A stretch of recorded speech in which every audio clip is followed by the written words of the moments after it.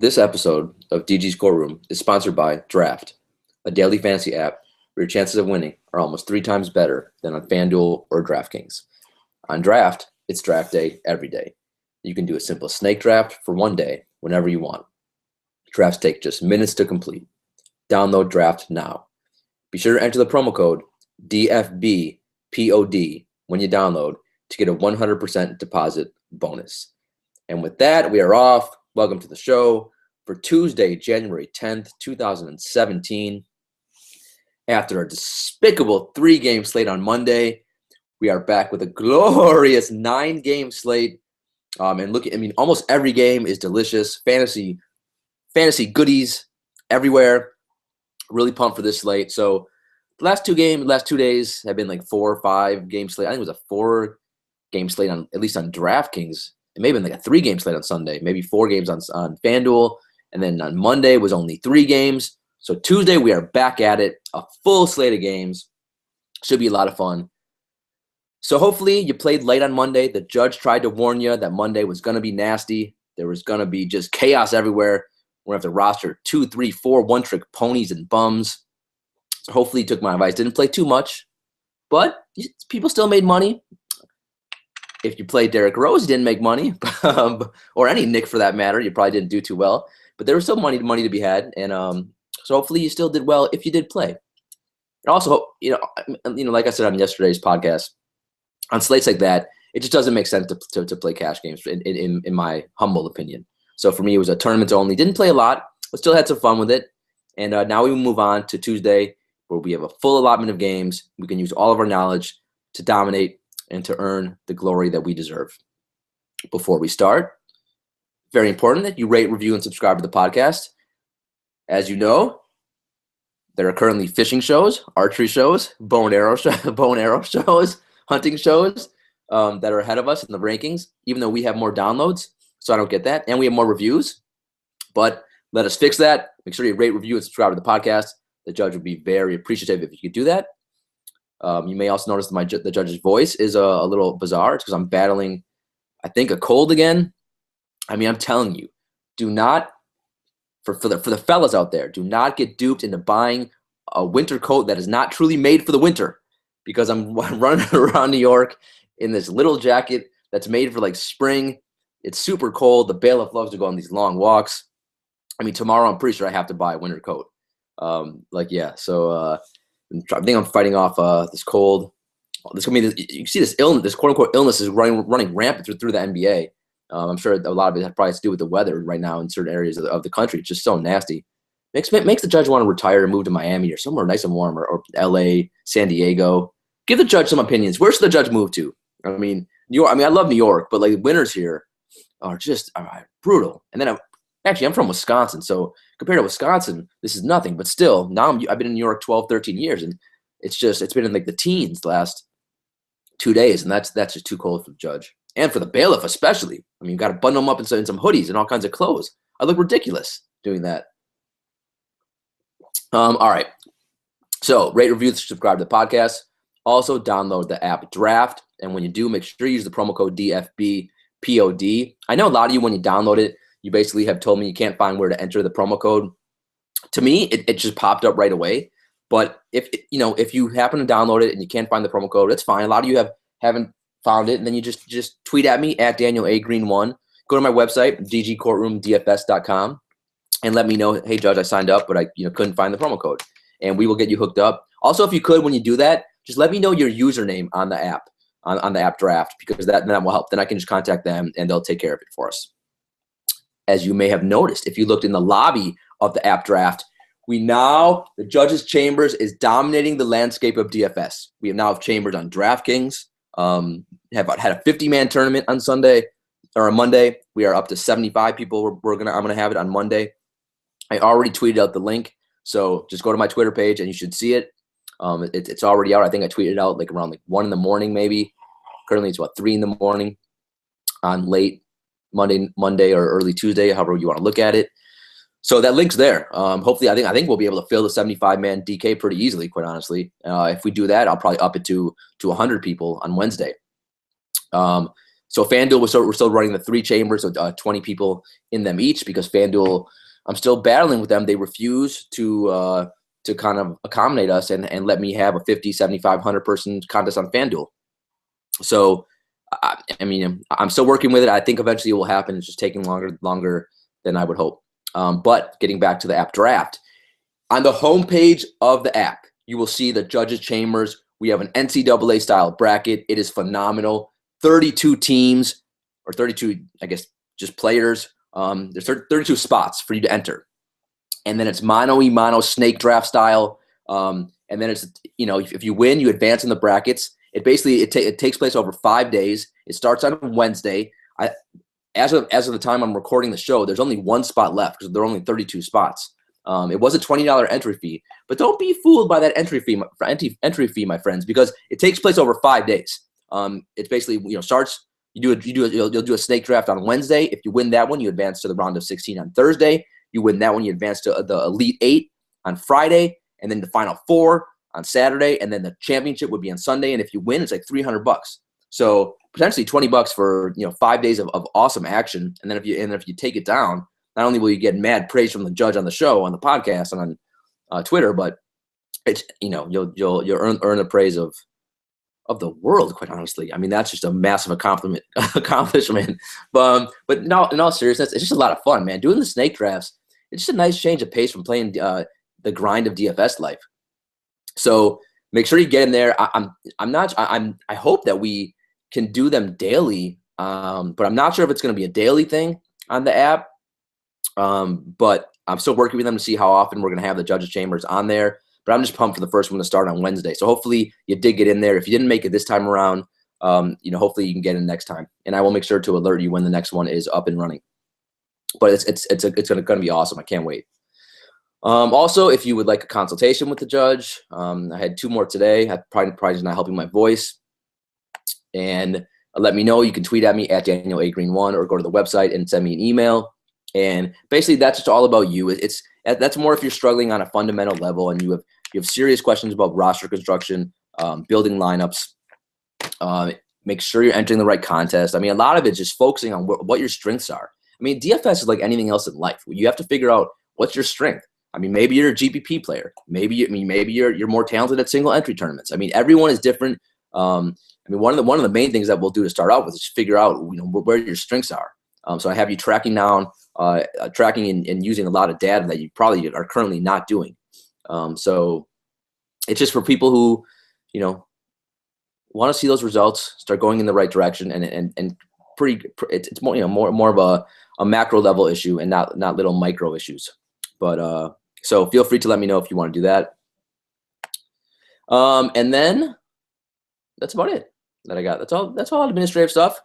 We got a lot of games, a lot to talk about for the slate. So I don't want to waste too many times on Dream Killers and Dream Lovers. Before we hop into that, although there were so many, I could talk the whole hour just about Derrick Rose and what the hell is that going on with that saga. Although it's a little weird because I'm not sure if I should be, if I just, how funny I should be about it and how much we should make fun of him, or if something serious did happen, then I'll feel like an idiot. And if he had some personal matter, maybe something's wrong with one of his kids. So. And I especially think now is whatever. I think he just left the team because he's upset. Well, actually, that's stupid of me to say. I really don't know. But if you read the articles that are out there, he clearly was upset with the team at being benched, and he just didn't show up for he showed up for shoot around and then didn't show up for the game and flew back home to Chicago. And apparently the Knicks are treating this like it's a CIA mission because they're not letting us know why he went home, why he went AWOL. Why he went home. I mean, you never see this happen. Even if a player gets benched, I mean, you never see him just fly home like a little baby. It's just the whole thing is super bizarre. I was looking at all the headlines in the New York papers, and it's just crazy right now. So I mean, it's gonna be very interesting to see what the hell happens to Derrick Rose. Yeah. So we'll get into him in a little bit in Dream Killer, Dream Lovers. First, let's talk about the Chambers winners for Sunday. Sorry, for Monday. You guys know it's late in the morning. So, and now I'm battling this cold again because the hot girl sold me that jacket. So, if I mispronounce some names, or do some silly things on the show, I don't need thousands of you tweeting at me, making fun of the judge. Well, I'm sure a couple of you will do that anyway. But so for the Chambers, which is basically some of the best DFS players in all of the land, who I am humbled enough they grace their presence in the Chambers every night. We run as I said, we run those tournaments on DraftKings every night, FanDuel every night, and now we have the lovely bracket NCAA style bracket challenge on the app Draft as well. So the winners on Monday in Chambers, we had Ricky Geiger. I feel like he's I see his name a lot in the Chambers, and I feel like he's won more. But I think according to my records, it's only his second win of the year. But he's a really good player, so congrats to him. Bad Notions, another guy who's been a pretty good player in Chambers. I think it's his first win, but it's a sixth cash. Put up a score of 310, the highest score of the night in Chambers. If you had over 300 tonight, you made some good money. It was a nasty night. I mean, all the one trick ponies basically were bums. So you had to play Anthony Davis and Ricky Rubio, quite honestly, to make some good money. And then Neil Kid 1, who's been with me, following me for a long time. I think one of my original followers back when I was on another site, and I was a young lad, new to the industry, very gullible, believing everything that roto grinders spit at me, before realizing most things they say end up not being correct. But I digress. Neil Kid 1 got his first win in Chambers as well, so congrats to him. His third cash of the year, put up a nice score of 302. Also give a shout out to our DK Chambers winners. And remember, if you play Chambers, let me know what tweet at me what your FanDuel or DK username is, so I can give you a proper shout out. Like the DK winners, I don't know who the hell they are, so I can't give you a proper shout out on via Twitter. But Mass JD took it down. It was 50 people, so this is a very impressive feat. DJ Johnson 13 took second, and Jedaholic took third with a score of like 270 or 280 or something like that. So congrats to all the Chambers winners on Monday. Tuesday will be glorious for all of us. Dream Killers. So then, like I said, the Knicks. If you played any Knicks, they didn't road. First of all, they had an ideal matchup against the Pelicans, especially at point guard, because the Pelicans gave up the second most points to point guards, opposing point guards. So Rose was even though he got benched the last game out, was an elite play. That's what made this even worse. He was like over 30% owned in most of the major tournaments and single entry tournaments that I was in. And so, I didn't want to play Rose, but I actually had him. I only played one. I played a $65 single entry tournament. Well, actually, I don't know if it's a single entry or not. It's called the Charge on FanDuel. And that was my highest entry tournament I played on FanDuel. I didn't play a ton, but I played a bunch of smaller stuff besides that. But of course, I had Rose in that one lineup, and I had him in my Chambers lineup. And all day long, it was between Rubio and Rose for me. And I eventually went with Rose based on pace and matchup. I thought I thought he couldn't miss, and felt fine about it, even though I hate him as a person and didn't want to play him. And then right after lineup lock, it must have been 2 minutes right after I do my customary tweet saying good luck to everyone in the Chambers and telling the bailiff to lock the doors. D Rose is out. When about 45 minutes earlier, Hornacek said everyone is playing except one of their foreigners, Willow Gomez Hernandez, whatever. So that was a punch to the stomach, and that will happen occasionally in DFS. The fact that it was Derrick Rose made me that much angrier. And then as the night progressed, things just kept getting weirder with Derrick Rose, that he wasn't with the team. He flew home to Chicago. No one knows where he is. No one's going to comment about it. It's like a covert CIA mission. They're hunting Bin Laden all over again. Maybe that's what Rose is doing. Maybe he's kind of trying to hunt down ISIS. Who knows? Anyway, it would have been nice if the rest of the Bulls showed up, though. I mean, if you faded Anthony Davis, you probably played Porzingis. He was just a complete, sickening, disgusting human being on Monday night. 3 for 13 from the floor. I don't even know if he was in the 20s in FanDuel points. Might have been like 17. It was horrifying what he did. Carmelo, who gets a 7 percentage points increase in usage rate without Rose, should have went nuts. What does he do? He gets ejected again, like the third time this year. I think he put up like 27 or so before he left, but I mean, still just a disgusting, disgraceful performance by the Knicks and by the Knicks as a team. It's going to be just fascinating to see what goes on with them going forward. If you play season long, I'd pick up Brandon Jennings, because I don't know. I mean, things were trending, as I mentioned on yesterday's podcast. Everything's trending in the wrong direction with Derrick Rose anyway. And when you go AWOL from a team, I'm sure PR-wise, the agent's going to concoct some story now and say, like, he went home for – I mean, they'll make up some emergency, even if he was just whining about playing time. Because, I mean, his agent, I'm sure, is well aware what a PR disaster this would be if something is not seriously wrong.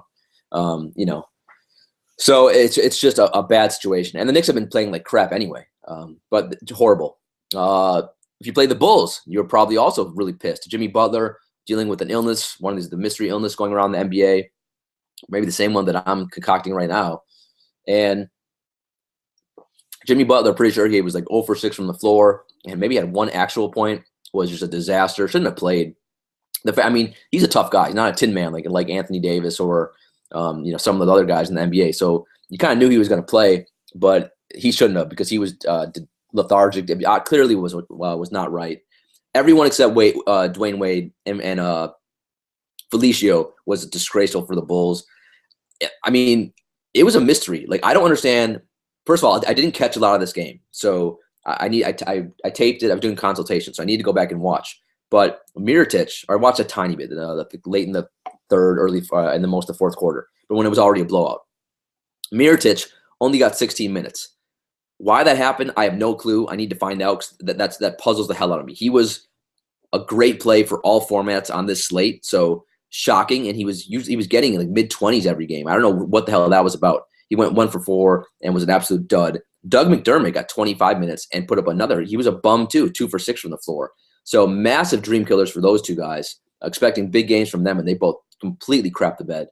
Then you got the two Minnesota boys, Wiggins and Levine. They both sucked, even though they got monster minutes. And this is the one thing about Levine that was interesting is he got 7 shots. Even though he played 40 minutes, a lot of nights, man, you look at his usage rate, it's not that high. And if his price continues to stay what it is, like as it is now, I don't know. Luckily he somehow got to 20 FanDuel points because he got some rebounds and assists. But he's going to be the guy that I'm probably going to start fading from that team. The only reason why you may want to play him on some slates is because shooting guard does suck sometimes. But his usage rate continues to go down as they run more of the offense through Towns, and Wiggins is always going to get his shots. And if Rubio starts playing a little better like he did on Monday, Levine could end up being the odd man out. Something to keep your eye on. Wiggins did his one-trick pony show. It was basically, I think he had like 11 actual points and 4 rebounds and nothing else. It was a disaster. Wes Matthews, he's just a personification of someone who stands in a corner, and he's basically becoming Courtney Lee, which is very hard for me to say. Except defensively, Wes Matthews is still good. But Wes Matthews played 36 minutes, was 1 for 7 from the floor. And the problem now with Dirk Nowitzki back and Harrison Barnes is not – I thought Harrison's shot attempts and usage rate would go down. It's not happening. Carlisle's still going to Harrison Barnes a ton.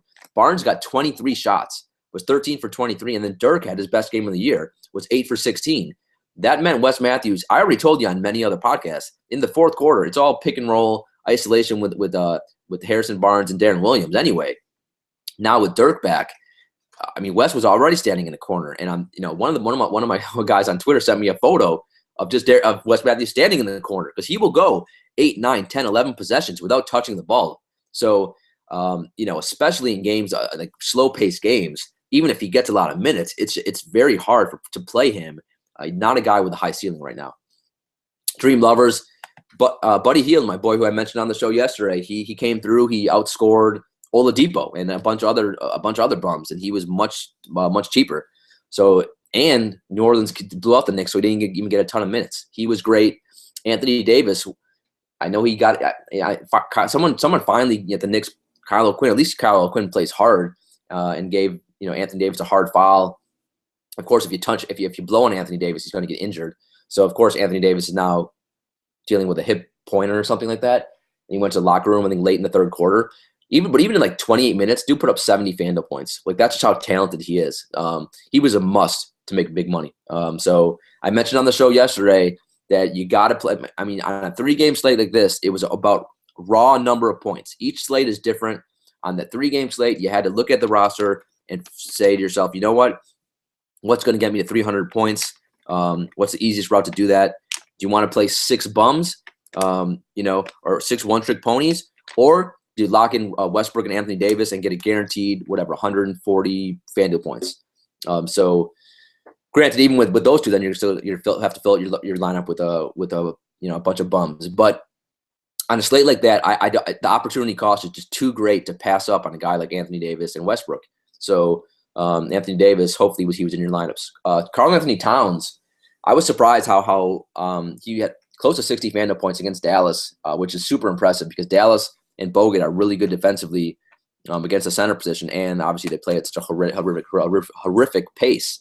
So impressive for Towns. Also Rubio had his best game of the year. It was he put up one of those days where he had 15 assists, got some actual points, got some rebounds, and that's why Levine struggled so much and his usage was way down because Rubio took some more shots, and was great to see. I mean, if that can consistently happen, Rubio can be in play, and I wish I would have played more Rubio, and especially in my lineup where I had D Rose over Rubio because that was the difference between making zero money and making a lot of money. Thank God I did have the exact same lineup, and I had Rubio in one and Rose in one. Unfortunately, the higher dollar one, I had Rose. But Rubio was great, so we'll see if that continues. Dirk was great, something to keep an eye on. I still wouldn't trust him in back-to-backs, but it's good to see him. Wade was really good for the Bulls, the only one who showed up. Cantor was good. And then Brandon Jennings, because I'm not sure how many of you played him, but because none of us knew Derrick Rose was going to be out, but Jennings got the start. And I think he had more shots than Porzingis because he basically does the same thing Rose does, except he passes a little bit more, but he's a gunner. So when he plays, he's always he's going to jack up his shots for sure. Our injury news for it still was a lot of dream lovers, dream killers, right? Man, even only 3 games, there's always so much to talk about. All right, injury news for Tuesday. There's already a decent amount. It's something that you got to monitor. For the Bulls, I don't understand that they're resting D Wade. What they should have done is the second OKC was blowing them out, they should have rested Wade a lot of that OKC game and played him in the back-to-back because Butler is going to be out with the illness. So now the Bulls are going to be without Wade, without Butler. I think Valentine's going to play, but he's questionable with an ankle. Although I think he's traveling at least with the team. But, I mean, I could see them starting a lineup of MCW, McDermott, Mirotic, Gibson, and Lopez, something like that. So, dear God, I'm not sure how they keep that game close. In theory, there's a lot of value plays from that team now, but that game is going to be a wild card now, that Washington-Chicago game. For Boston, Avery Bradley is still going to be out with an Achilles. Tyler Zeller is out with an illness. Trevor Booker's questionable with a hip. Eric Gordon questionable with a strained big left toe. That's interesting for Houston. I wonder who would get his minutes. If it's Corey Brewer, then that does nothing for me, but that's something to keep an eye on. Nicholas Batum is doubtful with that sprained right knee, so Jeremy Lamb is probably a lock and load in my cash games. Cody Zeller, questionable with an illness. Kyle Korver is going to play his first game for Cleveland. I still am not going to play, I don't think, any Korver in the first game. I want to see what he does for the Cavs. John Lure killed us the other night. If you played him, he got 6 minutes and then sat out. He's dealing with a right knee injury. And then Josh Richardson from Miami, who's playing Golden State, is doubtful with a foot injury. So Tyler Johnson. Give me some of Tyler. All right. Over-unders. There's really juicy games on this slate. I mean, there's really not a bad – the worst game is Cleveland at Utah, a 202 over-under. If you are looking to play GPPs, this is a nice time to get the Cavs. The LeBron, Kyrie, and Love will all be super low owned against Utah. And some days that's how you can take down a GPP. That's how actually I took down my first GPP I took down ever was because James Harden was questionable and I played him when no one else did when he was like 2% owned. The second one, I played LeBron. I forgot I think the Cavs were playing. I don't remember what team it was now. This was like 2 years ago in a super slow paced game when everyone else was playing Durant. I got LeBron at like 5 or 6% owned when he went nuts. So a good strategy of doing tournaments because in cash games, I don't want any of these guys. I'm not playing a Cleveland guy or a Utah guy. I got to find a way on a 9-game slate to narrow the player field. I'm going to scratch this game out for cash games. But for tournaments, yeah, I mean you can get some LeBron, some Kyrie, some Kevin Love, and because this is a night where they will be low owned because there are so many good players and people are not going to want to spend up when they face Utah in the lowest over-under of the night. You got Charlotte at Houston, a 224 over-under. That's the highest over-under of the night right now. Houston is favored by 9.5, and if Batum doesn't play, potential blowout there, but still fantasy goodness all around. Portland at the Lakers. This is probably the best game in terms to attack. 223 over-under, so I cannot wait to attack that game. Both teams are atrocious defensively. I mean, Portland you can attack the hell out of. I mean, these two teams played. I think it was 2 nights ago. So I mean, we have a sample size of what happened. I mean, Randall went nuts. Russell went nuts for the Lakers. For Portland, I think Lillard and McCollum went nuts. I mean, everyone's basically in play for that. You also have Atlanta, Brooklyn, only a 214 over under, but Brooklyn is they give up. They're basically the worst at every position. So all of the Atlanta guys, I like Schroeder, I love. You got Dwight, you got Millsap. All those guys are interesting plays. And then you got Miami, Golden State. If Miami can keep that close, Golden State's a 15.5-point favorite. I mean, another game for cash games, I probably will not touch it, but for tournaments, I will try to target a lot of the Miami guys for sure, and maybe a couple of the Golden State guys. But my theory on Golden State is I hate them all. I mean, basically, when I see a Golden State player come up and when I'm looking through the FanDuel my roster, I basically give them the middle finger. I know they probably can't see me. Maybe they can, but I hate them all. I hate Durant going there. They've destroyed that. I think me and someone during a consultation was talking about this today. They've destroyed the NBA, I think. Not destroyed, but they made it a lot less fun by having a team that has 4 superstars. And in DFS, it sucks now because every night it's just a wild card. You really can't trust any of those Warriors. They have the massive over-unders. But, I mean, they're 15, 16, 17, 18-point favorites every night. And you never know which one of those busters are going to go off. And I'm sick of playing the Crash brothers. All right. I didn't mean to yell at you guys. I'm not mad at you. I'm mad at Durant for going there. All right, team's playing up in pace. What does the judge loves more than anything in life? The bailiff, of course. After the bailiff, I love pace and I love usage. Atlanta playing way up in pace against Brooklyn. I'm going to target the hell out of those guys. Miami way up in Golden State for tournaments. I like Miami. Charlotte playing way up in pace against Houston. No Nick Batum. Give me some Kemba Walker. The problem is Patrick Beverley defense. Patrick Beverley scares everyone. I mean, Kyle Lowry had a bad game. I mean, no one hits value against Patrick Beverley. Can Kemba do it? Can Kemba of the Kemba Hornets or the Charlotte Kembas do it? Maybe. And then Portland playing up against the Lakers. Those are the teams I would like to attack the most. Let's hop into the plays because the show, I've already wasted too much time like usual.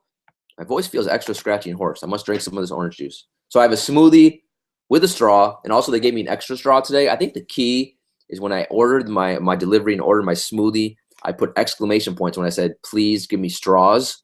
And I did write S's, an S, like for make it plural. So I got 2 straws today. So in case I get my smoothie tomorrow, I'm already 1 straw up. I'm ahead of the game, my friends. So I got a smoothie, some orange juice, some coldies, and some water. I do not like taking medicine, so I don't take like NyQuil, even like Advil and stuff like that. I don't like taking. The judge is all natural. All right, let's hop into the plays. Point guard, no Westbrook, so no $13,000 players, but we got John Wall leading the way, 9.5K. Look, I don't know what to tell you about this Bulls-Washington game. There's no spread up yet. Washington's not that good, but you would figure they got to be with the Bulls without Rondo. I guess Rondo could actually play. By the way, Coach Hoiberg said without Butler and Wade, Rondo might play. So watch the news for that. If he plays, I bet you he comes back with a vengeance. It'd be a really sneaky move for tournaments, and now he's dirt cheap on all sites. And remember, for purposes of the show, we are using FanDuel pricing. So maybe going forward, if you guys do want me to do a show with DraftKings pricing, we can work that in. But right now, we are still using FanDuel pricing. And if you guys play on different sites, the pricing is so different. DraftKings is far more proactive. So just because someone's a great play on FanDuel doesn't necessarily mean they're going to be a great play on DraftKings and vice versa. So, I mean, I would think Washington's going to be at least a 10-point favorite. With that said, Wall and MCW still playing. He's a pretty good defender. But Wall is still safe for all formats. Right now, I do not have him in my cash games. I'm going to go in a different direction. But he's been rock solid all year. One of the most consistent guys in fantasy, and I'm fine for him in all formats. He's pricey, though, 9.5K, and I do not think you need to do it on this slate. I mean, I'm just not sure. Who the hell is going to score for the Bulls? How do they keep that close? I don't know. Isaiah Thomas, 8.9K. Like John Wall, who's got a usage rate of 34.4%. Isaiah is a tad higher, 34.6%. And is Avery Bradley playing or not? What did I say for that injury news? Did I mention Avery Bradley? Yeah, so Avery Bradley's still out. So to me, and I should have figured out what the exact usage bump is before the show, but I did not have time. But Isaiah, I like him even more without Avery Bradley. This Boston Toronto game, I don't think I even mentioned. It has like a really high over under. Right now, I think it's like a 218 over under, something like that, which I think is a little too high. I'm not sure why it's that high of an over under. Yeah, 218. That's massive. These teams are battling for the 2 seed in the East. I think Boston may be either tied or like 1 game behind Toronto. It's really close. So this should be a really fascinating game. Isaiah and Kyle Lowry going at it. Kyle Lowry is a good defender. Isaiah Thomas, at this point with that usage rate without Avery Bradley, and he makes tough shots. So he's basically matchup proof. Another guy, I'm fine for all formats. Am I going to go there in cash? As of now, I am not. But if you want to, totally fine. And for tournaments, hell yeah. I can't wait to stack this game and have a Kyle Lowry, Isaiah Thomas as my 2 point guards. Damian Lillard, 8.9K. So versus the Lakers, the last time Portland played the Lakers last week, Lillard put up 40 FanDuel points. Why is he not going to do that again? I mean, Lakers are horrific defensively. They give up the 5th most FanDuel points to point guards. And the Lakers give up 5th most points to point guards, 5th most to shooting guards, 3rd most to small forwards, 2nd most to power forwards, and 5th most to centers. And Brooklyn, meanwhile, gives up the most to point guards, 3rd most to shooting guards, most to small forwards, 3rd most to power forwards, most to centers. Every player for Lakers and Atlanta is in play. So Lillard fine all formats. And the price actually came down a little bit for Lillard. What is his usage rate these days? I will say I was surprised that last time I watched Portland play, CJ McCollum was doing a lot especially in the 4th quarter when it's usually Lillard time. McCollum was taking a lot of those shots, and I started to see Tin Man Damian Judi Dench standing in the corner. So slight concern, but he should be fine against Lakers. Steph Curry, tournament only. They're 8,000 point favorites against Miami, tournaments only. Kyle Lowry, 8.8K. He's gonna go under owned on this slate because he's pricey. And the problem for me is the usage rate, as I mentioned on previous shows. It's not even 27%. He's in the bottom tier of point guards in terms of usage rate right now. There's at least 10 to 12 on this slate that have higher usage rates. And stupid DeMar DeRozan taking horrendous contested isolation jumpers is hobbling up all the shots, and it drives me insane watching them play. And at that price, it's going to make Lowry for me hard to play in cash games. I do think for tournaments though, you can play him because he can give you a 50 burger. He's so much more efficient than Lowry. Kemba Walker, 8.3K. So he's got Patrick Beverley defense, but this is the team playing way up in pace. If Charlotte is going to keep this close, it's going to be because Kemba takes lots of shots and he makes lots of shots.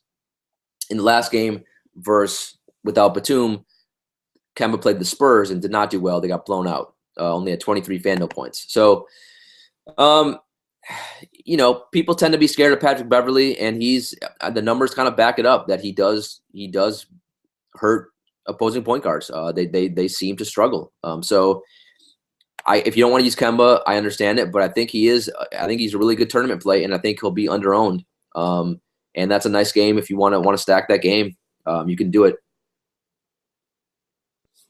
Kyrie Irving, as I mentioned at the top of the show, a nice way to differentiate your lineups is play some of these the Cleveland guys. You can play some Kyrie, play some LeBron, play some Kevin Love. Kyrie's price was an 8.9K a couple nights ago. Now it's down to 8.1K. So maybe is FanDuel actually being proactive and lowering someone's price because of against Utah? That would be nice if they're doing that. I'm not sure. But 8.1 is better than 8.9. So he's fine. I mean, we've seen guys be able to destroy you both the Utah and Memphis. I mean, it can happen. And I think if you're going to attack Utah, it's going to be on the perimeter. It's not going to be, for the most part, against Rudy Gobert. So Kyrie's a sneaky tournament play. This will be one of the days of the year you get him at his lowest ownership of the year. So tournaments for me. Reggie Jackson, 7.1K. He's been good. He's been the usage rate's 31.2%, 4th best among the point guards on this slate. And he's been just rock steady. 39, 40, 47, 34, 35, 29. So even though this is one of the slowest paced games, the price is still very fair. I think he's safe for all formats. And I'm fine if you want to roll him out right now. I mean, there's point guard is always on a large slate, as you guys know. It's loaded, but Reggie Jackson, he's fine for all formats. He could give you he could go out for a 50 FanDuel point night. If you play him, you just got to hope the pace of that game is a little faster than expected. And what I mentioned on yesterday's podcast, I think it was yesterday, is that the problem with Sacramento is they play so much through Cousins that in itself just slows down the game. I mean, you're trying to go through your big man, and like Collison and Ty Lawson too, for that matter. It basically hamstrings both of them, and that's why their numbers have been down most of this year. Next up, Dennis Schroeder. I love this play on Tuesday. So Atlanta at Brooklyn. I love all the Atlanta guys. Dennis Schroeder, safe for all formats. I love that you're getting him at what I think is a discount, because the guy's got a 30% usage rate. So, I mean, the numbers 28, 35, 35, 32, 29, 37 FanDuel points. So to me, he's super safe with a nice upside. Now he's Atlanta playing way up in pace, getting the worst defense in the league at almost every position. So I can't envision Schroeder not torching them and getting like a floor of 28 to 32 FanDuel points with a ceiling of like 45 to 50. So yeah, I'm fine with him all formats. Goran Dragic, an elite tournament play. If Miami, and we've seen Golden State let teams hang around. If Dragic can get over 30 minutes in this super fast-paced game, and you can attack the hell out of Steph Curry, Dragic, he's for me probably single entry and GPPs only, but I think he's in a really good spot and could put up a monster number. D'Angelo Russell, man, his price has come up to 6.7K. That him and Randall both, as they get more minutes, they keep having they're more consistent. Their price goes up, but it is warranted. Judi Dench does not play any defense for Portland, so he's in a good spot. Last game against the Blazers, he put up 31 FanDuel points. I mean, I do love his usage rate. It's close to 30%. It's basically the same as Dennis Schroeder and the same as Giannis. So, the problem is there's other point guards I prefer. I mean, I prefer Dennis Schroeder obviously to him, and they're basically the exact same price at this point. So, well, I think to me, I don't want to pay 6.7K for Russell and Cash yet, but in single entry tournaments and GPPs, I think you can do it. He's in a good spot on Tuesday, and the best part about him is the minutes seem to be trending up lately. George Hill, I'm just not going to do it. 6.5K. Utah, in theory, is in a decent spot here. They are playing a little bit up in pace. This is a big game for them. They were on a long road trip. They need a win, quite honestly. But that, to me, that's still too pricey. Now that Utah, they're fully healthy. I know a lot of you guys like playing George Hill, and he has been nice and consistent this year. I'm just not going to have a lot of exposure to him. Tyler Johnson. So with Josh Richardson being out, Deion Waiters still a little limited. Another guy, he's pricey now, but in an elite spot. If somehow they do keep that game close against Golden State, it's going to be because Dragic, Tyler Johnson, and probably Whiteside. So tournaments, very interesting play. Patrick Beverley, 5.9K. He continues to be pretty good. I mean, last game against Toronto, only 20 FanDuel points, but the two before that, 35 and 28. Then he dealt with that injury for a while. But, on this slate, he'll be guarding Kemba Walker. He'll get a lot of minutes. He's another guy, fine. I just, on a 9-game slate, I'd prefer to play someone with who's actually going to has a higher usage rate. I mean, Beverly's usage rate is the lowest out of any point guard. It's 15.8%. I just, give me a guy who's going to get some shots up. You can do Beverly. He's fine. It could work out for you. He can get you 30 FanDuel points, but I'm just going to look elsewhere on the slate. Marcus Smart.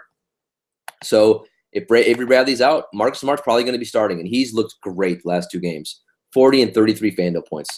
So in this matchup versus Toronto, I know Toronto, let's say Marcus Smart is guarded by DeMar DeRozan. DeMar DeRozan has been an elite defender this year, but I think that's a fair price for Marcus Smart. The next three guys, I'm big fans of on Tuesday. in terms of getting one value point guard in your lineup. Marcus Smart, obviously, 5.2K. You got MCW. I'm not a big fan of MCW in terms of DFS if Wade and Butler are both healthy and playing, but they're out. So MCW, now at 4.8K, suddenly he's going to see a massive bump in usage. They're going to need him to score, which they haven't really all year long. So 4.8K, if he gets 30-plus minutes, he should be able to get us 30, 35 FanDuel points. So MCW, I think he's fine for all formats. And the same, this one's a little bit trickier, maybe, at least on the surface, Malcolm Brogdon, who's playing fantastic and probably is the second best rookie of the year, if you ask me, next to Embiid. Is Embiid a rookie? Now I'm all confused, man. It's getting too late in the morning. Yeah, I guess Embiid still is a rookie. So Brogdon's been terrific. But even though Dellavedova is back, Dellavedova only played 18 minutes, and Brogdon got 36 in the last game against Washington.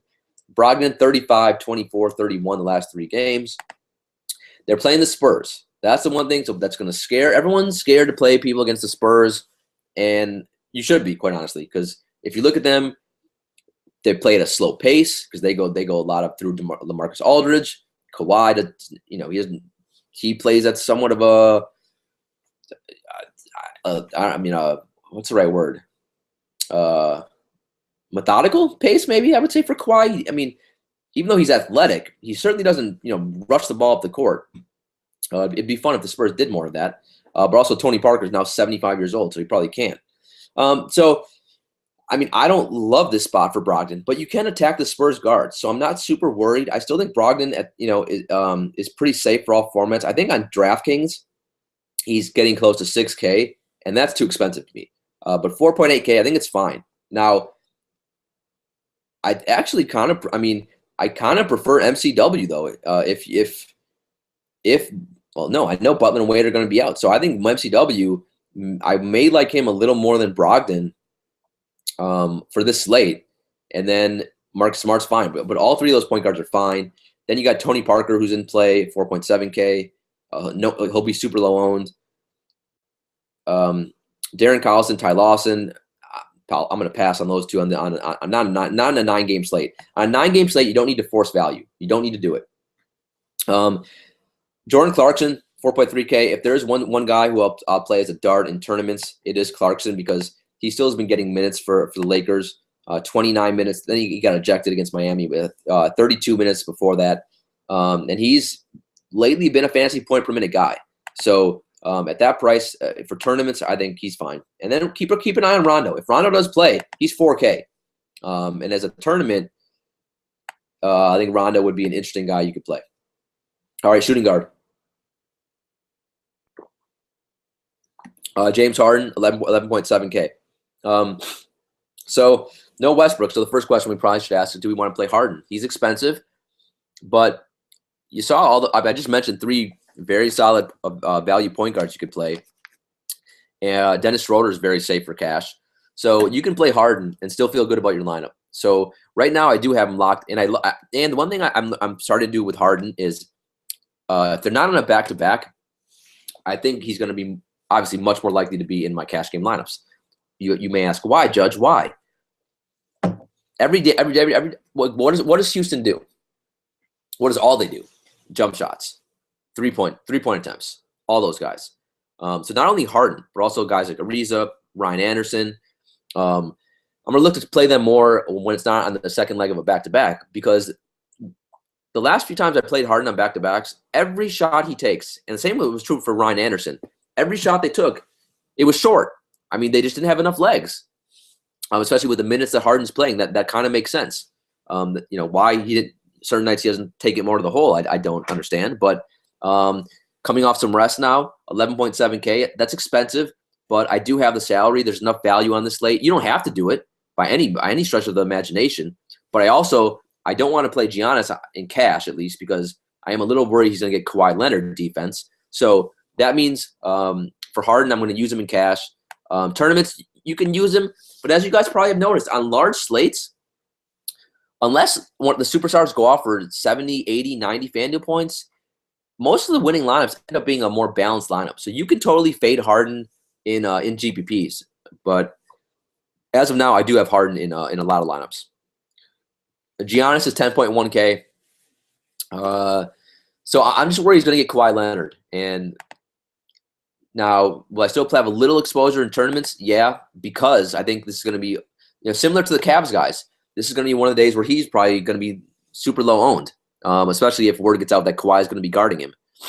So I like him in tournaments. I'm gonna spend up for Harden though in cash. DeMar DeRozan, his price, man, has come up now to 9K, which annoys the hell out of me. It's because he won't stop freaking shooting the ball. He just will not stop. Just pass the ball to Lowry. It's just so annoying. If I have to watch him take another 22-foot turnaround contested jumper, I'm gonna throw my gavel. By the way, I still can't find my gavel. Oh, here it is. I found my gavel. I'm gonna throw the gavel again through the TV, and then I'm gonna do something else to my gavel. I haven't decided yet because it's super frustrating to watch these Raptors play. With that said, DeMar DeRozan has a usage rate of 34%. That's crazy. I'm pretty sure that's still got to be top 5 in the NBA. I mean, besides Westbrook, Harden, I don't know. He may be third in the NBA. I mean, I think that's pretty close to Isaiah Thomas and Embiid. But either way, with that usage rate, it's hard to ignore, especially no Avery Bradley. Avery Bradley, I would have faded DeMar completely, but no Avery Bradley. Now, Marcus Smart's still a good defender too. But I think because Giannis is such a tough matchup, if he's going up against Kawhi, I don't mind some DeMar DeRozan. I think it's relatively safe. Look, he jacks up so many shots. He's going to bumble, stumble, and fumble his way into like 30, 35 FanDuel points. And if he's hitting his shots, he can get you 40, 45, maybe 50. I don't love the play, but it's okay. Only because the usage rate is just so dang high. CJ McCollum, 8.8K.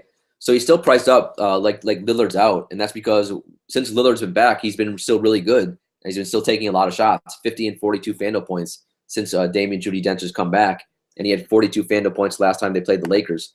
I mentioned the Lakers are horrific against every position. He's fine for all formats. Am I going to play a lot of him? As of now, I am not. I may have to rethink that. I mean, there's so many guys that are juicy, so many players I want to attack. But if right now I'm going Harden and cash, so I don't have the money to play him. But I'll find a way to get a little bit of exposure to him. But he probably will be one guy that I end up fading and hoping he doesn't go off. Bradley Beal, 6.9K. Another guy in this Chicago-Washington game, I'm not sure what to do with.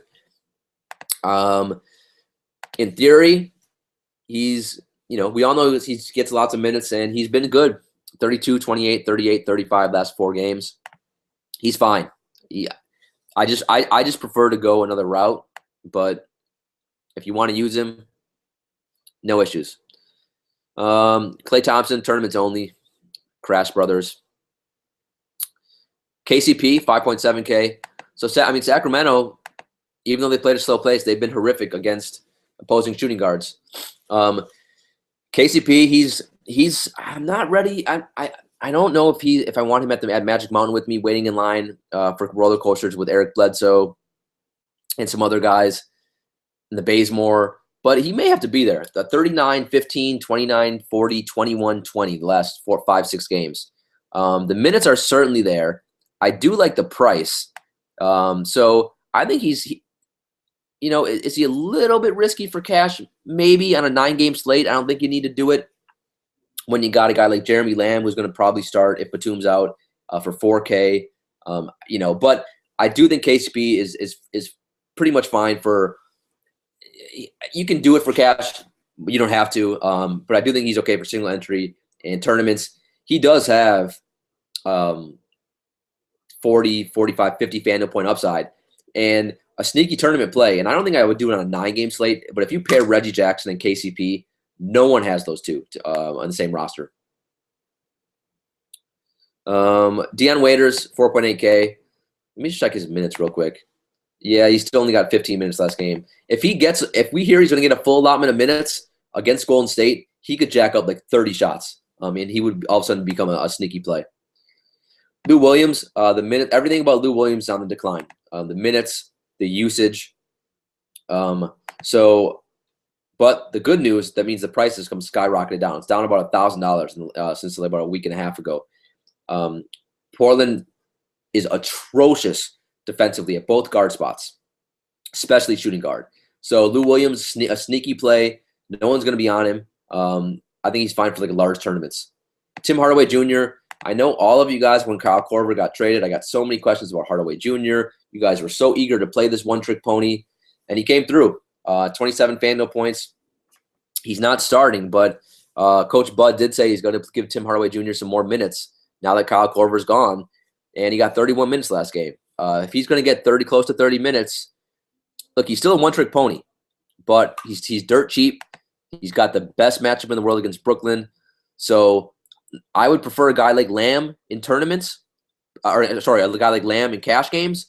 But quite honestly, in tournaments, if you want to roll out like a Lamb, Tim Hardaway Jr. lineup and go and spend up at every other spot, you could totally do it. So Tim Hardaway Jr., to me, even because it's Brooklyn, you could make a case he's fine for all formats. I still will have a hard time doing it in cash, but single entry and GPPs, absolutely. Other than that, Crab's been playing out of his mind for Portland, 4.2K. Kilpatrick, 4.1K.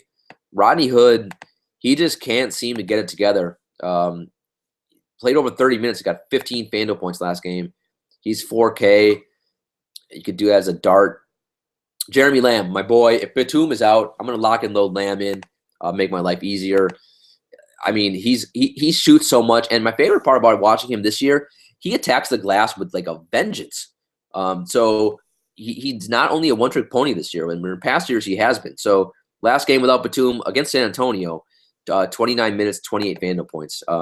If Batum is out, I cannot envision against Houston, against Harden in the fastest-paced game of the day. I can't envision him not getting me 25, 30 FanDuel points. And then I'll keep an eye on Denzel Valentine. If he plays for the Bulls, they're going to need someone to score. So you could play him as maybe a dart. All right, small forward. Man, Judge, I'm starting to get my hoarse. My nose is stuffed. Got to power through. Man. I need some Sudafed, too. That's like the one medication I will take is Sudafed. I don't know why. I don't know why I take that for nothing else. I'm a weird little man. All right. Kevin Durant, tournaments only. I mean, get these Golden State guys out of my life. I hate them all. I'm giving him the middle finger if you guys can't see. I wish you could see my visual.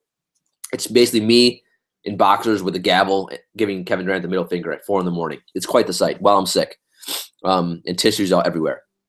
LeBron James, I told you guys, if you want to get LeBron on a night when he's super crazy low owned, this is the night to do it. Coming off a bad game against Phoenix where he should have went nuts and he didn't. And now he gets a super slow-paced game against Utah. And why can't he give me 50 FanDuel points? I mean, this should be a really nice competitive game. And I mean, like, is it crazy to say LeBron ends up with the most FanDuel points out of any player on the slate? It sounds crazy when I just said it like that. But no, it's not that crazy. It's still LeBron James, man. So if you play him and you get him at like 14% owned and he ends up going off for like 65, 70, you're ahead of 85% of the field. And you could achieve some glory. And that would be nice for all of us. Kawhi Leonard, 8.3K. Yeah, a guy I don't know what to do. I'm almost tired. I'm almost thinking he's going to join me in Magic Mountain because 26, 40, 43, 24.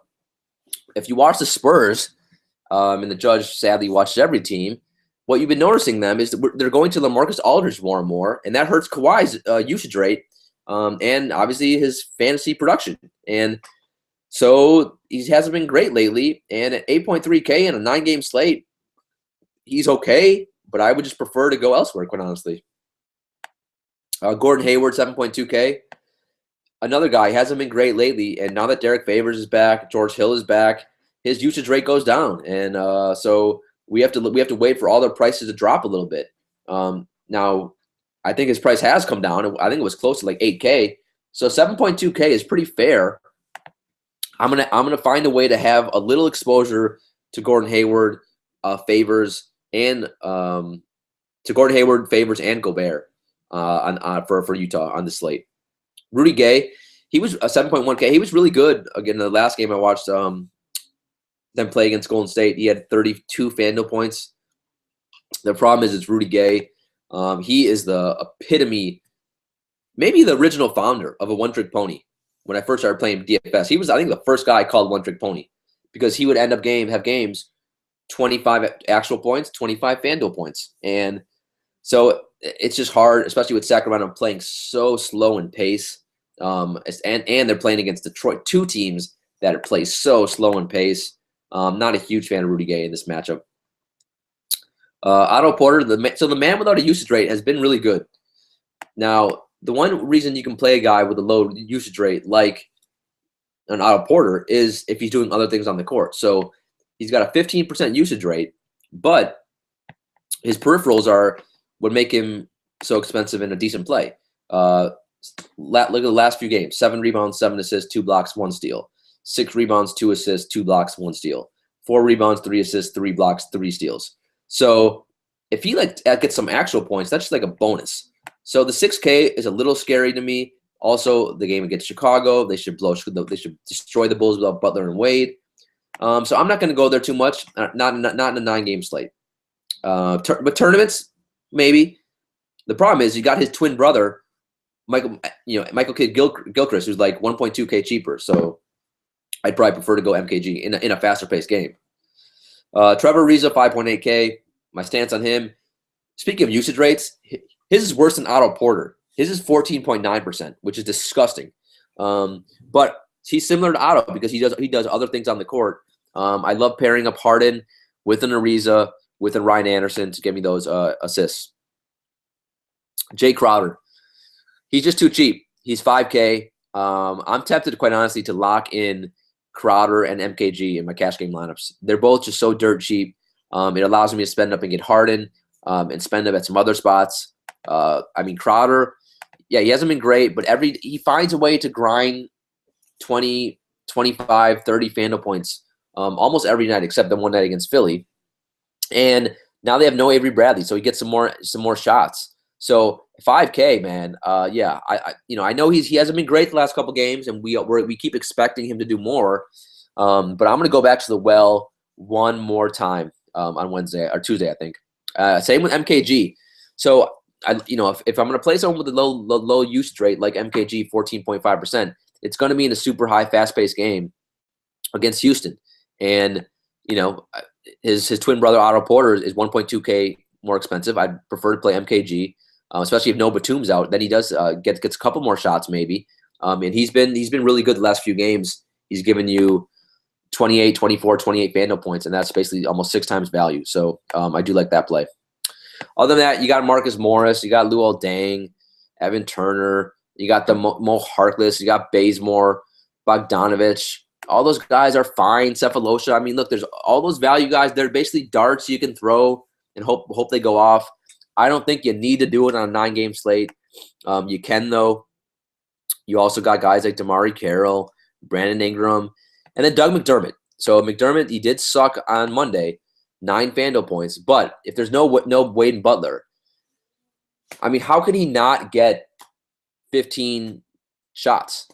They have no one to score. He's probably him and Mirotic are probably the Bulls' best scorers now. So at 4K, I'm going to say it, man. Safe for all formats. So yeah, you don't even need Crowder and MKG. You can cross one of those guys out and put in Doug McDermott if we find out he's starting, which he should. And even if they do get blown out, he still has got to give you close to 20 FanDuel points. That's got to be his floor. All right, power forward. Paul Millsap, 8.1K, up against Brooklyn. So yeah, you want to attack Brooklyn in every possible position. So why not Millsap? Last 3 games hasn't been great, 39, 39, 32. Right now, I do not have the money to play him in cash games, but he's fine for all formats. Kevin Love, 7.9K at Utah. Very tough matchup against Derek Favors.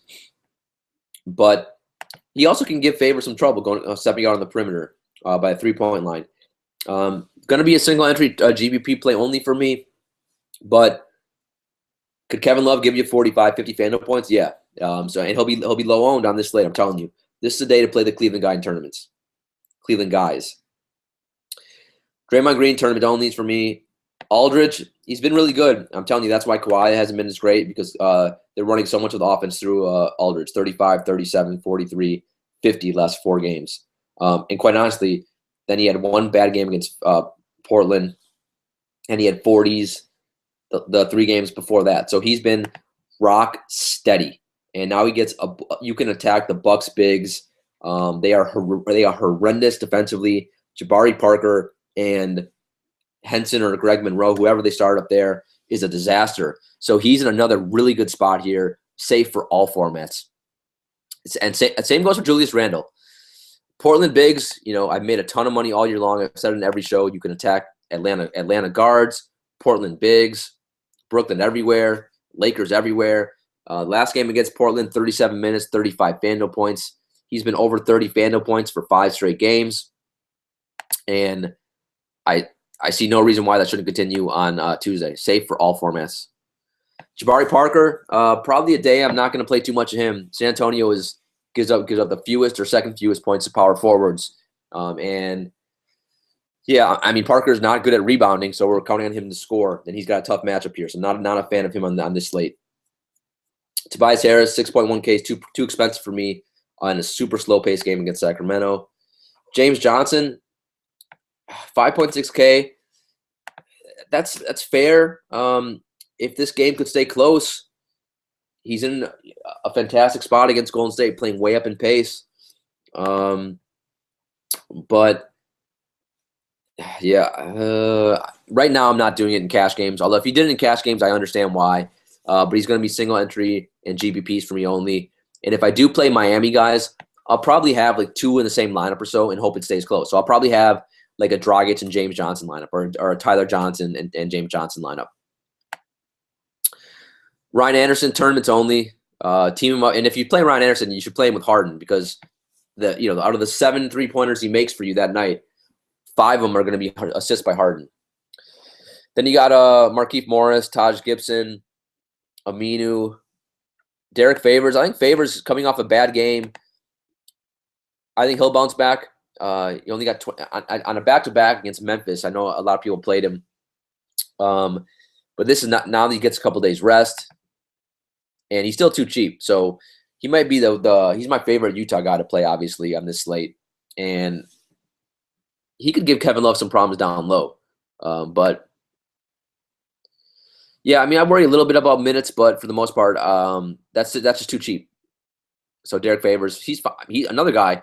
I don't know what the upside is. I don't know how great it is, but I think he's fine for all formats. Mirotic, another guy. How can he not get up 15 shots? If the Bulls keep it close, it's going to be MCW, Doug McDermott, and Mirotic with a little bit of Gibson maybe. So yeah, Mirotic is on. I guess I'm interested to see if he starts. I'd prefer him more if he starts, but if I find out he's starting, he does have a massive upside. Another guy who you could roll out and feel good about it in all formats. I know he's coming off a 16-minute stinker on Tuesday, but I think that's a good thing for us. That means recency bias. People maybe people don't want to play him on Tuesday. I will be playing him for sure. You got Amir Johnson, fine, 4.1K as well. And then Anthony Tolliver's a sneaky play for Sacramento. I know a lot of us played Barnes last game out. Tolliver played 32 minutes, was the best player for Sacramento and had 26 FanDuel points. Sneaky ninja under the radar. No one will play him. Center. So you have the dream matchup. You got the 2 ultimate Tin Men. DeMarcus Cousins versus Andre Drummond. Detroit at Sacramento. I mean, God only knows what's going to happen here. Drummond might fall asleep on the court because God only knows if. I mean, someone needs to tell him he's playing a basketball game. The guy's so aloof and disinterested. Cousins is going to be ranting and raving like a lunatic.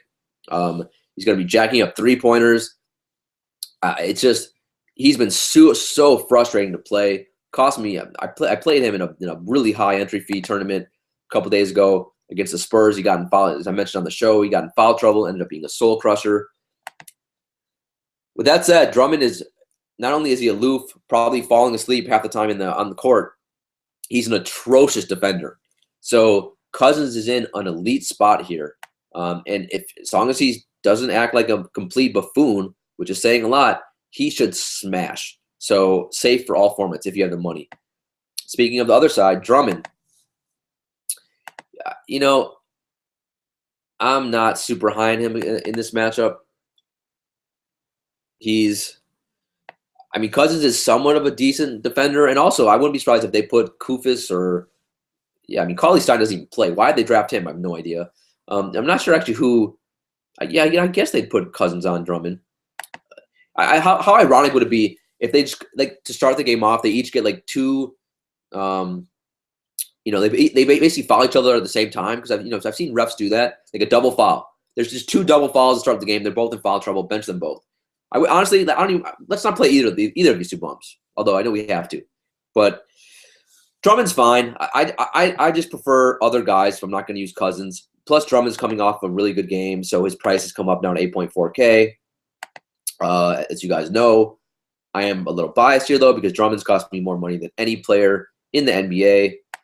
Pace is the one position when it comes to center, center is the one position when it comes to pace I don't care as much about, because I think sometimes it's good for centers if the pace is slow. That means it's easier to get feed these big goofy mother effers. So you can play Drummond. I'm just not going to do it on the slate. Whiteside 8.2K. Like I said, in theory, if they keep it close, it's going to be Dragic and Tyler Johnson with some James Johnson and some Whiteside. So he hasn't, he's been hurt, and he hasn't given you 40 FanDuel points since December 22nd. He hasn't given you 50 since a little before that. So tournaments only for me. Dwight Howard, yeah, he's in a good spot. So against Brooklyn, against Brook Lopez, who cannot rebound to save his life, Dwight should get gobble up 20 rebounds in this game. Super easy. Safe for all formats. If you want to pivot off of Cousins and Drummond, I think you put in Dwight real easy. And if you team up with Dennis Schroeder, maybe you get some easy assists, maybe some easy alley-oops for Dwight. Rudy Gobert, another guy always underowned, always overlooked, always safe for all formats. He's going to get you a double-double. He has a floor of like 30 FanDuel points. The problem is the ceiling's not great, so he'll probably stumble into 30 to 40, 45 FanDuel points max, and he's fine. If you play him, you just got to hope another center doesn't go nuts, because he has no offensive game. So that's why the ceiling is somewhat limited with him. I'm looking, the last time he hasn't scored 20 actual points since December 18th. Al Horford. Yeah, Al Horford is a good play, because when Avery Bradley goes out, Al Horford, I think, sees the biggest bump in usage. Don't quote me on that, because I forgot if it's Isaiah or if it's Al Horford, but I think it was Al Horford who saw a really massive uptick. So I don't like attacking my boy Valanciunas, but also I don't know if Valanciunas is going to be on Horford or Amir Johnson. Sometimes they have Al Horford basically playing power forward right now. So Horford's cheap, relatively speaking. He's 7.4K. Another guy, probably single entry and GPPs for me, because I prefer to play Dwight in cash. But he's fine. He's in a nice spot. Brook Lopez, 7K. Dwight Howard's been pretty good defensively, so not a day I want to target Brook Lopez too much. Paul Gasol, you can attack the Bucks bigs. The problem is his minutes. His minutes and production scream Magic Mountain, and these days he's got about a floor of 20 and a ceiling of maybe 35, and on a 9-game slate, I just don't think you need to force it. You can do it because the Bucks bigs are that bad if you want like a tournament. Gortat, you can play Gortat if you think somehow the Bulls keep this game close. I will probably look elsewhere, but he's fine. Relatively safe guy. Greg Monroe, Monroe's price has skyrocketed up to 6K. I'm not going to play. Wow, he's been 38, 38, 40, and 30 and 35 FanDuel points the last 5 games. That's really good. That's amazing for him. With that said, this one may be a day that I fade him. Cash games, I'm certainly not playing him. And Well, maybe I'll use him in a single entry or a tournament, but I'm not looking to play many Bucks against the Spurs, especially the Bucks bigs. Montrezl Harrell, yeah, man, I'm telling you, he's just a perfect match, a perfect fit for that Houston team. Him and Harden mesh really well together. He gets 3, 4, 5 easy dunks off of Harden passes or off of putbacks. I think he was like 12 for 13 from the floor the other day, 35 Fando points. So if you want a guy to save with go value at center, you can play Harrell. I think he's and the Charlotte bigs are atrocious. I mean, it's Zeller, Hibbert, Kaminsky, Marvin Williams. So Harrell should be able to get all the rebounds he wants. You got my boy Valanciunas. You can attack Boston bigs. Horford and Amir Johnson are not great defensively. Valanciunas, the last 2 games ago he got 33 minutes against Chicago, 25 Fando points, 33 Fando points against Utah. Then you have games against Houston. Houston was not a good matchup for him, so that's why he only got 15 Fando points, only 23 minutes. You guys know I love Valanciunas. Supremely skilled offensively. Good matchup for him. Probably not cash game because just Dwayne Casey hates his guts and never plays him. But he could easily end up with 30, 35 Fando points and help you take down a GPP. So a sneaky ninja play. He's always sneaky. He's always low owned, and I will have some exposure for sure in tournaments. Other than that, under 5K, Tristan Thompson, Robin Lopez, if you want. But yeah, I'm Roy Hibbert, Spencer Hawes. Spencer Hawes, what is he? Why did he played 0 minutes against the Spurs? Is he hurt? Because before that, he had games of 29 and 22 Fando points. But on a 9-game slate, I don't think you need to do it. All right, that is it. That is a slate. The judge needs to go to bed. I feel like crap. We made it through, though. Remember, rate, review, subscribe to the podcast. Download the app Draft. Hopefully, you got in the NCAA-style bracket challenge, Judges Chambers. It's going to be awesome. I already tweeted out the link to DraftKings Chambers on Tuesday. I will tweet out the FanDuel Chambers links around 5 p.m. Eastern. Other than that, man, I need to get to bed. Hope you made some money on Monday. More importantly, let us all achieve glory on Tuesday. Let us enjoy this beautiful 9-game slate of NBA basketball. The judge is out. Court is adjourned.